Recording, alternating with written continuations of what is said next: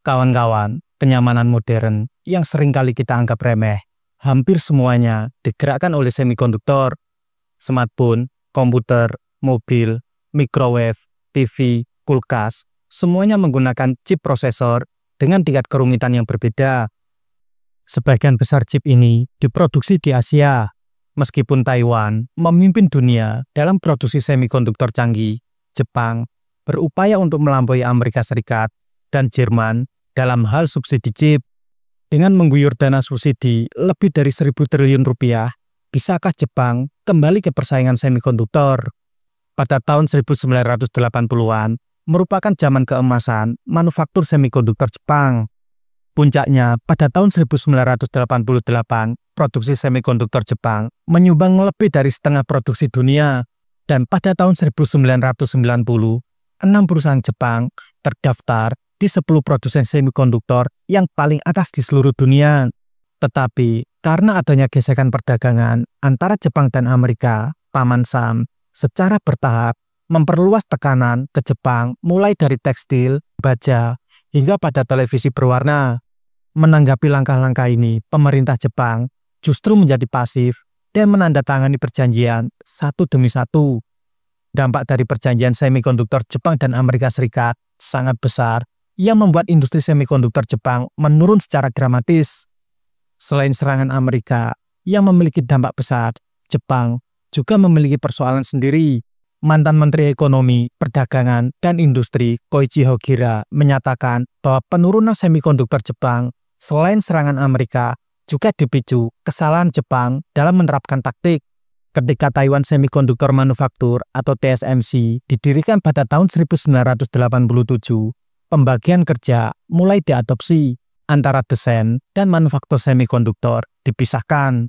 Pada saat itu, perusahaan Jepang yang mendominasi industri semikonduktor global terbiasa dengan metode lama dan tidak mencoba metode baru untuk memisahkan desain dan manufaktur. Penurunan chip Jepang juga disebabkan oleh upayanya untuk menempatkan hampir seluruh rantai industri dalam jangkauannya. Ini mengabaikan kolaborasi. Saat ini, Jepang ingin menghidupkan kembali masa kejayaan semikonduktor dan memobilisasi semua yang bisa dimobilisasi, mulai dari pemerintah, swasta, akademisi, bahkan mitra internasional seperti TSMC dan IBM. Ini berarti ribuan triliun investasi dan subsidi akan menjadi pertaruhan yang sangat tinggi. Pasar semikonduktor diproyeksikan bernilai lebih dari 1 triliun US dollar pada tahun 2030. Saat ini, sebagian besar produksi global berbasis di Taiwan dan Korea Selatan menjadikan rantai pasokan rentan terhadap ketegangan geopolitik. Tiongkok mungkin bersiap untuk menginvasi Taiwan pada tahun 2027. Jadi, jelas ada urgensi di balik kemandirian chip Jepang. Jika terjadi perang di Taiwan atau perang antara Korea Utara dan Selatan, industri otomotif dan teknologi Jepang bisa berhenti dan semakin ketinggalan dari Tiongkok. Apa yang melatar belakangi Jepang mulai fokus pada semikonduktor?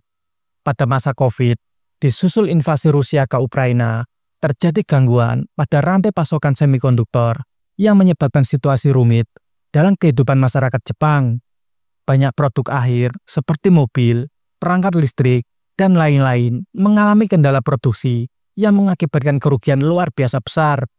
Hal itu menjadi trigger Jepang untuk mendorong industri semikonduktor. Gangguan pasokan chip mengguncang perekonomian Jepang. Industri manufaktur utamanya seperti mobil, konsol game, dan robot lambat diproduksi dan pasarnya akhirnya beralih ke Tiongkok. Keamanan chip sangat penting untuk daya saing dan perekonomian Jepang di masa depan. Berbagai chip canggih dan beragam peralatan nirkabel kian terintegrasi dengan internet yang berpotensi menjadikan chip sebagai alat mata-mata. Arah masa depan industri mobil Jepang juga menghadapi tantangan dalam pengemudi secara otonom. Agar bisa mengemudi otonom, mereka harus memiliki teknologi semikonduktor yang paling canggih. Untuk mewujudkan elektrifikasi pada dunia otomotif, mereka juga harus memiliki akses terhadap teknologi chip untuk charging station yang smart dan efisien.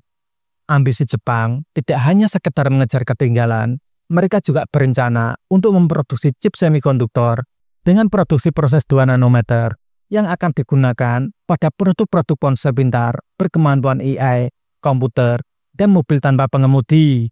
Begitu besarnya ambisi Jepang, sehingga banyak ahli berpikir Jepang akan gagal. Strategi apa yang diambil oleh Jepang untuk mengembangkan manufaktur chipnya? Strategi pertama Jepang adalah menarik pemimpin dunia di bidang semikonduktor, TSMC, ke negara mereka. Pada Februari 2021, TSMC mengumumkan akan menginvestasikan lebih dari 186 juta US dollar atau sekitar 25 miliar yen untuk mendirikan anak perusahaan di Jepang untuk meneliti IC 3D. Perlu dicatat bahwa kemitraan ini ditujukan untuk teknologi kemasan 3D canggih, bukan manufaktur chip. Investasi ini dilanjutkan dengan pembukaan laboratorium riset. Pembukaan laboratorium penelitian TSMC pasti akan mengangkat moral industri semikonduktor Jepang, tetapi tidak berhenti di situ. Pemerintah Jepang tidak menyia-nyiakan upaya dalam mensubsidi pabrik TSMC. Kementerian Ekonomi dan Perdagangan serta Industri memutuskan untuk memberikan subsidi sebesar 476 miliar yen. TSMC juga bermitra dengan Sony dan Denso untuk menginvestasikan 6,6 miliar US dollar di prefektur Kumamoto untuk membangun pabrik yang diharapkan dapat menciptakan 1.700 pekerjaan. Pembangunan pabrik dimulai pada bulan April dan kapasitas produksi semikonduktor tingkat 2-20 nanometer diperkirakan akan mencapai 55.000 per bulan pada akhir 2024. Berdasarkan rencana tersebut, 20 perusahaan semikonduktor termasuk Asahi Kasei, Ibiden, dan JSR akan bermitra dengan TSMC dengan tujuan memulihkan daya saing semikonduktor Jepang. Strategi kedua dan harapan terbesar Jepang adalah perusahaan lokal Rapidus. Rapidus merupakan perusahaan yang dibentuk pada Agustus 2022 sebagai perusahaan yang disuntik dana oleh pemerintah Jepang. Cikal bakalnya adalah pernyataan pemerintah Jepang pada 2021 yang akan memprioritaskan industri semikonduktor lokal. Rapidus diberi tugas untuk mengembangkan prototipe chip 2 nanometer pada akhir 2025. Untuk mewujudkan ambisi tersebut, Rapidus meminta bantuan dari IBM untuk mengakses penelitian dan pengembangan. IBM dipilih karena mereka memiliki paten semikonduktor yang sangat banyak, sekaligus menjadi perusahaan pertama yang memamerkan desain chip 2 nanometer pada 2021. Rapidus dipimpin oleh 2 orang veteran industri semikonduktor, Higashi yang sebelumnya memimpin Tokyo Electron dan Atsuyoshi Koike yang sebelumnya memimpin Western Digital. Investornya juga sangat banyak, misalnya Kioxia yang sebelumnya bernama Toshiba Memory, Sony, Toyota Motor, Denso, NEC, NTT, SoftBank, dan Mitsubishi UFJ Bank. Dana yang disiapkan pemerintah Jepang hingga tahun fiskal 2030 mencapai 10 triliun yen atau lebih dari 1.027 triliun rupiah. Strategi ketiga Jepang adalah membangun ekosistem degeneratif AI yang mandiri untuk keamanan nasional. Salah satu perusahaan yang berperan penting adalah Preferred Network, sebuah startup Jepang yang sudah memproduksi chipnya sendiri untuk dioptimalkan pada teknologi AI. Ada yang menyatakan bahwa Preferred Network bisa menjadi jawaban Jepang terhadap Nvidia. Nvidia menguasai pasar yang sangat besar dan sangat mendominasi. Dibandingkan dengan Preferred Network, tentu ibarat David melawan Goliat. Didirikan pada tahun 2014, unicorn teknologi ini menciptakan perangkat keras untuk model AI yang digunakan dalam robotika, penemuan obat, pengemudi otonom, dan e-commerce. Preferred Network yakin dapat membawa desain chip AI dan superkomputernya ke pasar dalam waktu beberapa tahun ke depan. Strategi yang keempat, Jepang berkolaborasi dengan musuh bebuyutan sekaligus sekutunya, yaitu Amerika Serikat. Tidak ada musuh abadi, hanya ada kepentingan nasional yang kekal. Pada bulan Mei tahun ini, Jepang dan Amerika Serikat menyepakati prinsip-prinsip dasar untuk semikonduktor. Presiden Biden dan Perdana Menteri Fumio Kishida sepakat untuk memperkuat kemampuan manufaktur semikonduktor dan memperkuat kerjasama untuk manufaktur maju. Menurut sebuah laporan di Nihon Keizai Shimbun, telah disepakati kedua negara, mereka akan menyelesaikan basis manufaktur untuk semikonduktor 2 nanometer Jepang pada tahun 2025. Mereka mempersiapkan kompetisi produksi dan komersialisasi massal menggunakan proses lanjutan generasi berikutnya.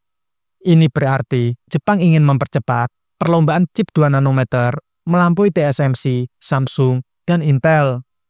Dari ambisi Jepang, kita sudah melihat bahwa chip tidak bisa dianggap remeh. Chip telah menjadi senjata geopolitik dan terkait dengan kemampuan ekonomi, politik, dan militer. Oke kawan-kawan, demikian. Terima kasih.